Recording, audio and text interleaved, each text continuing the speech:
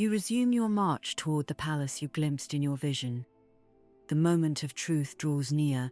If what you saw was real, you'll find the right way. You press on at a brisk pace through narrow cobbled lanes. You pass small squares, tall towers whose purpose you don't know, and fountains long since run dry. You cut down side streets, trying to orient yourself as best you can. Everything you see is uncannily familiar and yet unknown. You strain to remember more clearly, but memory blurs into fancy. You begin to wonder if, perhaps, the whole journey is nothing but suggestion. In this quarter, streets and squares change. Broad slabs of grey stone pave the roads, and the buildings gleam a bright white. But they are strangely empty. The lanes you follow are silent, disturbed only by the echo of your footsteps. You find no people, no children at play, no merchants' carts. Something is off. Your hand tightens on your dagger's hilt. Instinct tells you to be on guard. Your watchful gaze runs over the windows of the palaces, searching for the faintest suspicious movement. Then, at the edge of your vision, a door swings just a fraction. Behind it, a shadow slips past. Only your imagination? No. Soon you notice another shadow, and then another still. Someone is tailing you. For a moment you doubt the reality of what you see. Perhaps you're still dreaming. Then clarity returns. There's no time for dreams. Someone is following you, silent, moving between the buildings. You continue at a quick but careful pace. Hands tighten your weapons down a narrow side alley. At last the way closes. There is no going forward and no turnings left or right. A high wall blocks your path, pierced by a grate, and beyond it, darkness. You approach, the rush of swift water. You can't say why, but the grate makes you suspicious. It's too tall to be a mere drain. A person could almost pass through. And the lock is far too intricate. You work at it for a few minutes, until the lock clicks and the grate swings open. You duck and slip beneath the stone arch, one foot on the first step, eyes peering into the dark. You let your sight slowly adjust. Before you opens an unexpected place. It doesn't match your vision, and yet you sense it's connected to it somehow. A slick stairway takes you down to the edge of a wide, roaring current. On the far side, you can just make out structures that might be arches or doors. There are no bridges, no boats, no other way to cross the racing flow. You search the place for a clue. Your eye lands on a worn track along the damp rock floor. The groove ends abruptly against a sheer wall of stone. There, set into a small niche cut from the rock, you notice a tiny, almost invisible switch. You don't know what it does, but you're eager to find out. The button depresses with a muffled click.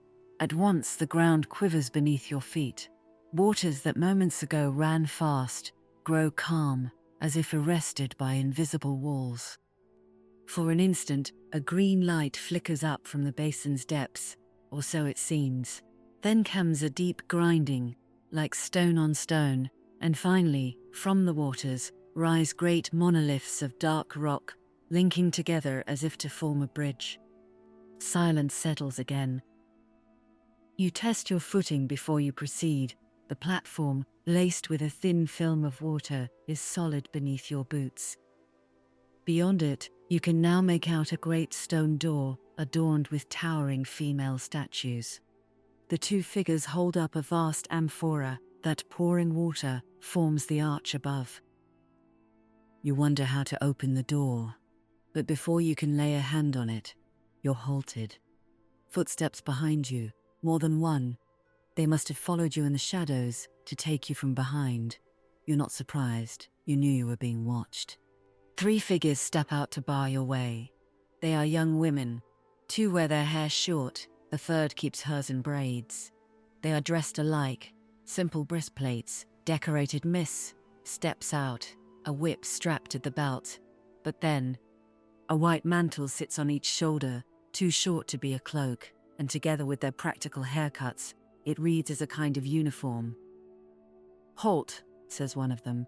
"This area is forbidden to you. Turn back now, and no harm will come to you." "And if I chose to go on," you venture, "then nothing of you will remain." The voice comes from behind, young, but more authoritative than the others. Strangely, it sounds familiar. There's no hostility in her tone, only a calm certainty. They're not just words. The point of a dagger touches your back. Whoever is behind you is skilled. She reached you in near-perfect silence. "Impressive," you remark. A neat concerted maneuver. 3 in front to block, a 4th at my back under cover of the diversion. "But I doubt you can make good on your threats." As you speak, you reveal the blade hidden beneath your cloak, already angled toward the flank of the person behind you. "Ha!" she snorts. "That proves you're now incompetent, I'll grant you, but it won't be enough to stop me." "Fair warning," you reply. "My weapons are not conventional. They aren't meant to wound. A single cut from them would be fatal." "I don't care. My duty is to protect my companions and the Sisterhood from intruders.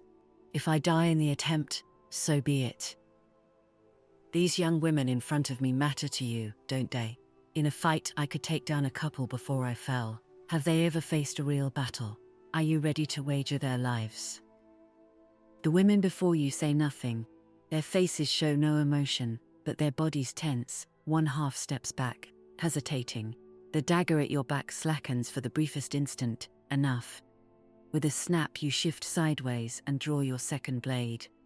Your senses sharpen, muscles coiled. You're ready to act. "I hope that won't be necessary." The voice is new, the tone deep, authoritative. A silhouette stands in the great doorway, now cracked open with a boom. The figure advances a step. You can see her clearly now. A tall woman with fair hair braided, no longer young, yet still graceful and proud. She wears armor of a make akin to the younger women's, but more complete, more ornate. On her shoulders rests a white mantle embroidered with gold. She moves forward with slow, deliberate steps. 2 other women follow, bodies fully coloured by pale green habits, hoods concealing their faces. When they draw near, the 3 younger women bow to them. "Mother Superior!" they exclaim. "Fools!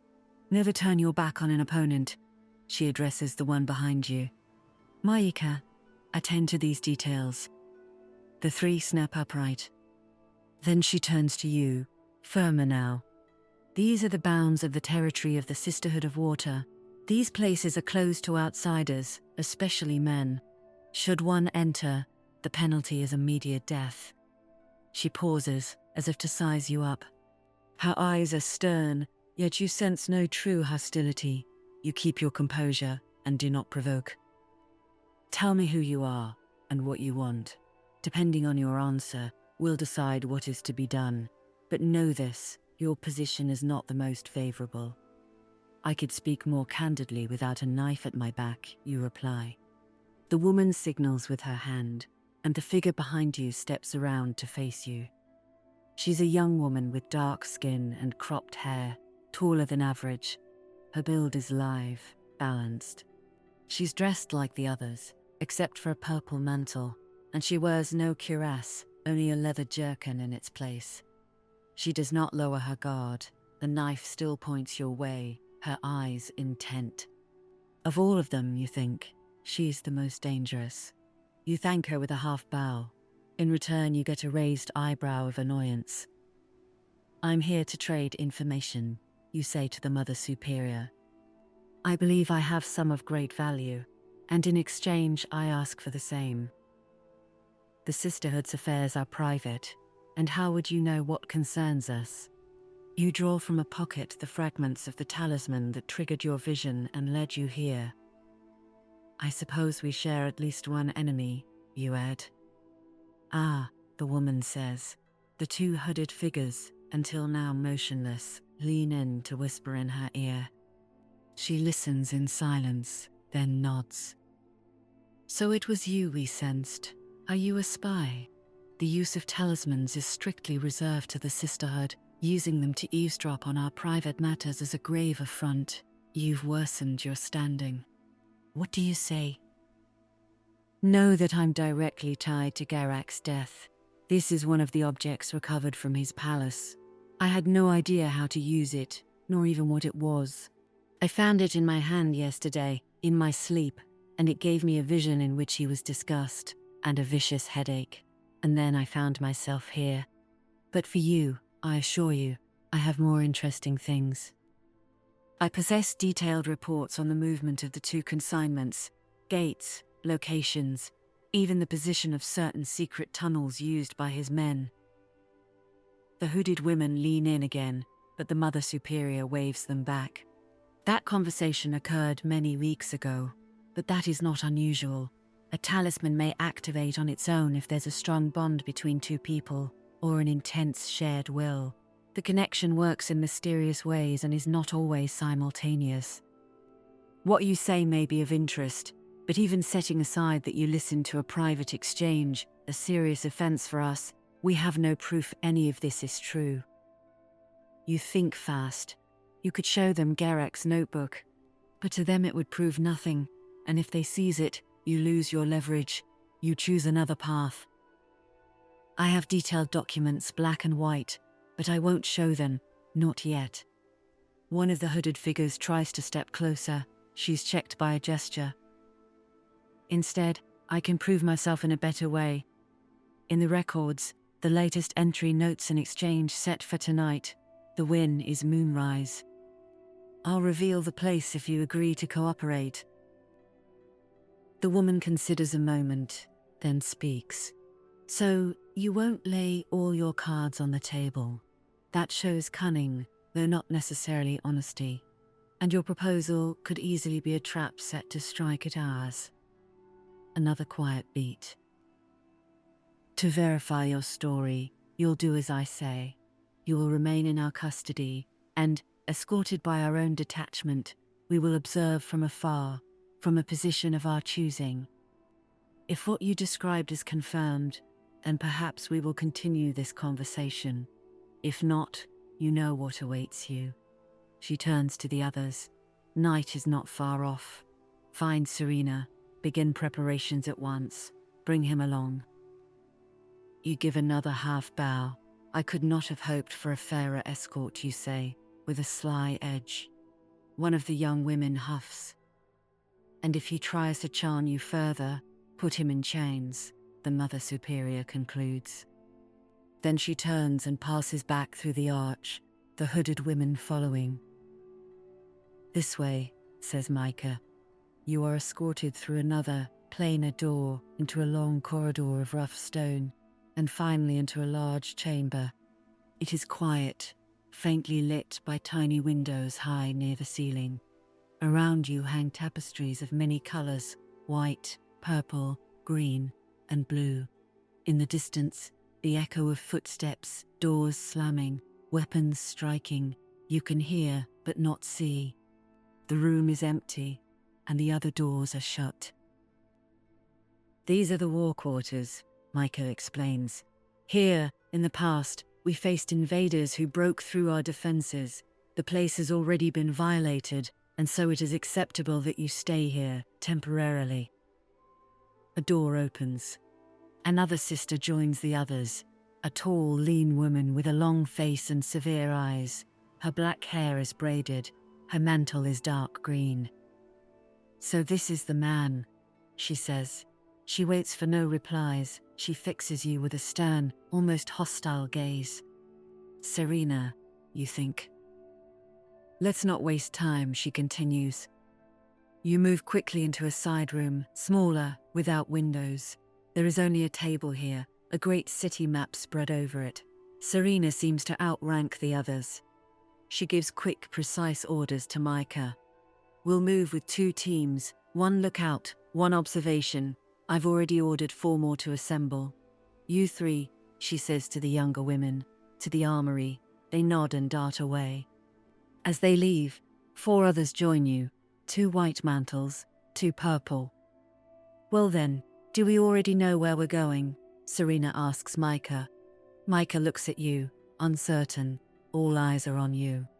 You're about to reveal the location of the clandestine exchange and set a delicate spying operation in motion.